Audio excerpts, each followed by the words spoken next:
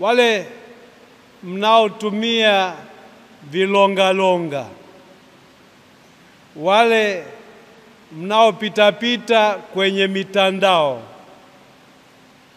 mtafahamu kwamba kuna jambo ambalo kwa siku hizi limekuwa likisambaa katika mitandao. Ni tangazo lililotolewa kuhusu semina ya walei. Naomba nitamke awali ya yote kwamba tangazo hilo halikutolewa na ofisi yangu. Kwa hiyo sio tangazo linalobeba sahihi yangu au lililotangazwa kupitia kwa chancellor au katibu mkuu. Hilo liwafanye mtambue kwamba sio tangazo rasmi.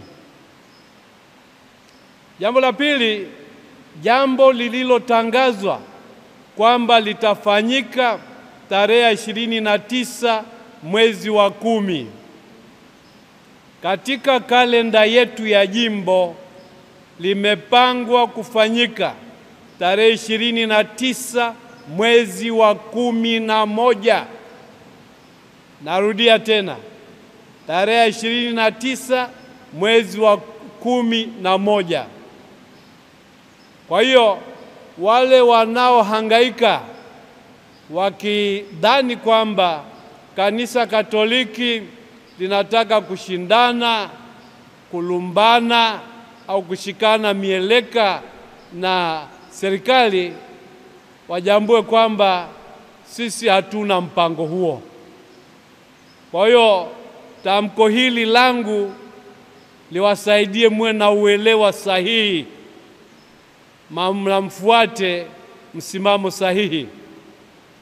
Pia mnapoona matangazo yametolewa kwenye vyombo vya habari, yachunguzeni vizuri kabla hamjaanza kuhaha.